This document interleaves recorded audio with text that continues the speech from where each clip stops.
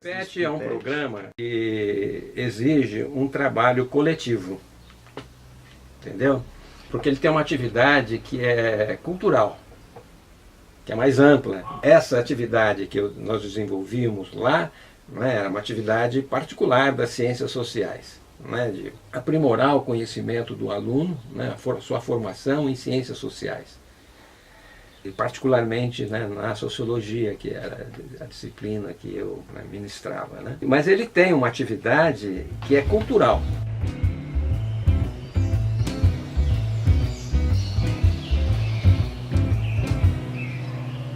O PET de Ciências Sociais, né, não foi criado, ele foi instalado, né, foi implantado, né, porque o PET é uma instituição federal. Né? Ele foi instalado em 96, o ministro da Educação era o Paulo Renato, né, ex-professor da Unicamp, né?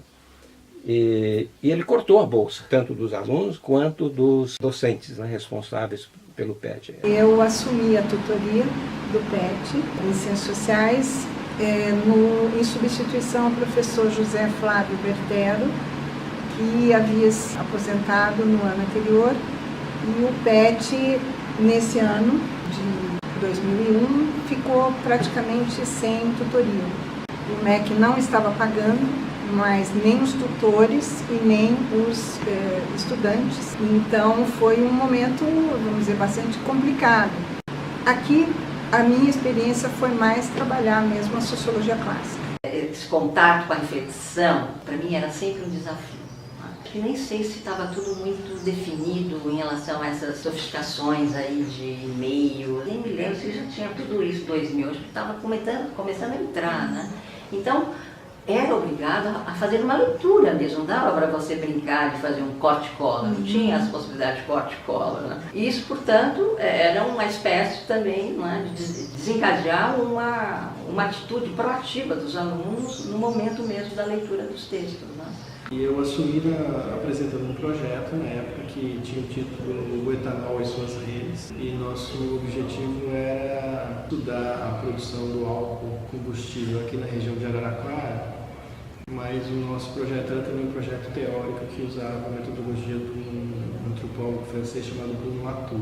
Então, para nós, naquela época, o etanol era como se fosse um sujeito que produzia redes que conectava, por exemplo, a ciência, a política, o mundo agrícola. Talvez a dimensão mais importante, mais interessante da experiência no PET é o fato dela estar concentrada num projeto que articula ensino, pesquisa e extensão. Essa nunca é uma agenda muito fácil de ser realizada na universidade de uma maneira geral, ou seja, às vezes você tem profissionais mais ligados à área de pesquisa, outros ao ensino e por consequência, à extensão, alguns que conseguem articular essas dimensões. Mas o tripé fundamental da universidade nunca é uma tarefa muito fácil. Durante a minha tutoria no PET, nós trabalhamos com uma pesquisa que envolveu setores da comunidade araquarense, especialmente a cooperativa Cássia, de catadores de materiais recicláveis. A gente fazia um trabalho que envolvia ensino, pesquisa e extensão com uma força para a extensão, que era pedido pelo Ministério na época. Na época, essa escolha metodológica ela implicou também uma espécie de acordo de transformar o PET num coletivo. Né? O coletivo no sentido de que a gente fazia as discussões de maneira horizontal e discutia textos e temáticas ligadas ao etanol e pensava metodologicamente também. Então, por exemplo, a gente tinha na época o objetivo de fazer um documentário usando essa metodologia também e publicar um artigo a muitas mãos. Quer dizer, a ideia era que fosse uma proposta para o PET, uma multivocalidade, né? Então a gente tem feito alguns trabalhos justamente nesse sentido, de pensar alguns direcionamentos para que o tripé que constitui-se aí o trabalho do PET, que é a pesquisa, o ensino e a extensão, esse tripé ele possa ser consolidado de alguma maneira.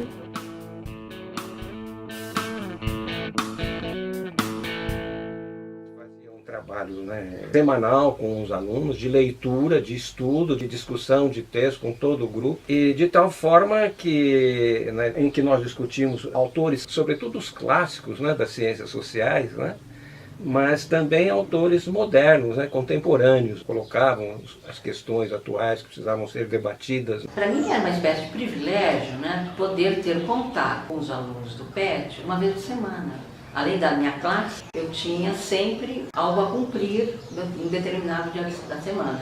Os alunos ganharam uma habilidade na exposição, porque tinham que fazer as leituras prévias. E eu também tinha trabalho, porque eu não era uma especialista em Weber, eu tinha que ralar para entender Weber, para poder efetivamente explicar ao aluno algum tipo de dúvida. E a gente então tinha as leituras enquanto uma pesquisa, né, propriamente. A gente tinha um conjunto de atividades ligadas ao ensino e a extensão, ela implicou num desdobramento que foi nos levando, por exemplo, para os laboratórios de química aqui da faculdade, para o assentamento Bela Vista, quando na época havia um conflito de produção de cana-de-açúcar para a usina, sendo que o assentamento era um espaço de produção de agricultura familiar. Enfim, a gente foi transformando esse foco do etanol numa rede que foi conectando essas diversas coisas. Então nós fazíamos viagens, visitávamos, né, exposições, museus, nós tínhamos aqui uma atividade de cinema, essa atividade era coletiva com outros PETs, então participava não só o PET de letras, participava também o PET de química e o PET de farmácia.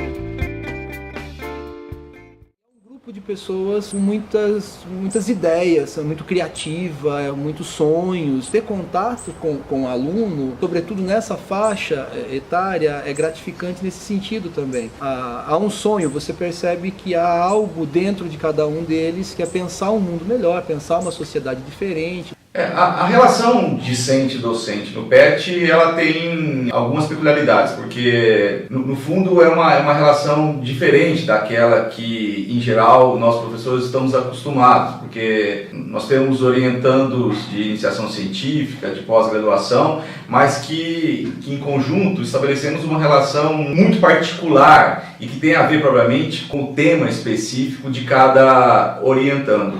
No caso do PET, você tem que estabelecer uma relação com 12 alunos, às vezes até um pouco mais que isso, e no fundo o que ajuda é se você tiver um grupo muito coeso e comprometido com o trabalho. Nos primeiros momentos até teve algumas saias justas lá, mas aí as coisas entraram no lugar. Por conta de que também é natural do jovem sempre, né, questionar, né, que é legal também, mas jovens que não questionam não são jovens, né? Então era legal, assim, porque era sempre com muito diálogo, qualquer tipo de problema era tratado, né? E isso era legal, porque era também um amadurecimento para eles e para mim também, né? Nós temos um problema que é muito sério no PET, que é a rotatividade de alunos. A continuidade dos trabalhos, elas são o tempo todo freadas, não? Então é um processo constante. Você parte do ponto zero de forma contínua, né? Porque o tempo todo está chegando algum aluno novo. Em alguns momentos você tem uma modificação do grupo de maneira mais radical, saem 3, 4 alunos de uma única vez, 5 alunos de uma única vez, e isso acaba gerando alguns desafios, no sentido do enquadramento propriamente todo o grupo, a identidade desse grupo, a filosofia de trabalho, a próprio projeto que está sendo desenvolvido, pensado. O desafio, na verdade, maior era a constante substituição dos alunos, porque a cada período se renova o grupo, e em alguns momentos se renovava mais do que o normal, isso era um problema. E o segundo problema era a carga excessiva de burocracia. Claro que todo programa público ele deve ser supervisionado, isso deve acontecer o tempo inteiro, porque essa é uma dimensão pública. Mas havia uma carga burocrática muito pesada, que isso muitas vezes atrapalhava a própria dinâmica, digamos, do trabalho mais específico de pesquisa, de extensão. Este ano participou da seleção, foi escolhido e tal, tem uma bolsa, mas que essa bolsa não é regular, ela sempre atrasa. Então a gente não tinha recurso garantido, então isso também era uma espécie de desafio a superar. E também não tinha verba extra. Porque o PET, ele atua, na verdade, como um grupo de complementação da graduação. E muitas vezes a gente realiza essa função sem muitos recursos. Então, a maioria das atividades que nós planejamos, às vezes elas não podem ser efetivadas porque não há recursos para realizá-las. O desafio foi trabalhar sem receber. Você tem, vamos dizer, uma carga maior de trabalho, porque é um trabalho que exige bastante do professor. E nessa época, nós não tínhamos nem contávamos com crédito. O primeiro, e talvez o principal problema, que aí não é do nosso grupo especificamente, mas talvez seja do programa, é a questão vinculada aos recursos financeiros. Nós temos aí as nossas verbas que ela constantemente sofre alguns atrasos, e então toda a programação que é feita no começo do ano para ser desenvolvida ao longo desse ano, não acaba sendo de alguma maneira tendo que sofrer alterações. Então você propõe uma saída a campo, às vezes você não tem os recursos necessários para fazer essa saída a campo. Você discute, pesquisa, desenvolve o material, porém, na hora de produzir esse material, você esbarra na falta de recursos financeiros. Apesar das dificuldades com dinheiro, não houve em nenhum momento, principalmente por parte dos estudantes e das estudantes, né, que faziam parte desse coletivo, disposição de sair, de abandonar o PET, muito pelo contrário. Havia, sim, uma disposição muito séria de continuar o trabalho, o aprofundamento dos conteúdos que eram dados no espaço da tutoria. A própria aproximação da comunidade é um desafio muito grande, sobretudo com trabalhos na comunidade local, que eu acho que é fundamental para a gente. Os acessos a essa comunidade, ela não é tão simples assim. Nós trabalhamos com grupos que às vezes são alunos que recém chegaram na cidade, não têm grandes contatos ainda com essa comunidade, então isso torna-se um desafio. Quando é uma pesquisa individual, aquilo é uma escolha do aluno, é um objeto específico que ele tem, e aí, digamos, a relação flui de uma maneira mais fácil. No caso do PET, esse aluno é incorporado a um projeto que, claro, ele pode ter participado da escolha, mas ele, digamos assim, não é o único. E aí o grau de comprometimento, atenção, se isso não for bem resolvido, pode dificultar o trabalho. É um programa de treinamento, né, especial, né? Não é isso? PET. Então, é treinamento dos alunos de graduação, né? É uma espécie, né, de aprimoramento, né, da formação do aluno de graduação. De certo modo, é um atestado de que a graduação apresenta falhas e que é preciso corrigir essas falhas através de um trabalho especial. Acho que esse programa é muito interessante, mas eu acho que ele está perdendo um pouco a interação que ele poderia ter com outros docentes. Hoje parece que as pessoas não querem muito ser tutor. Na minha época, não, todo mundo queria ser tutor, porque era legal, entendeu?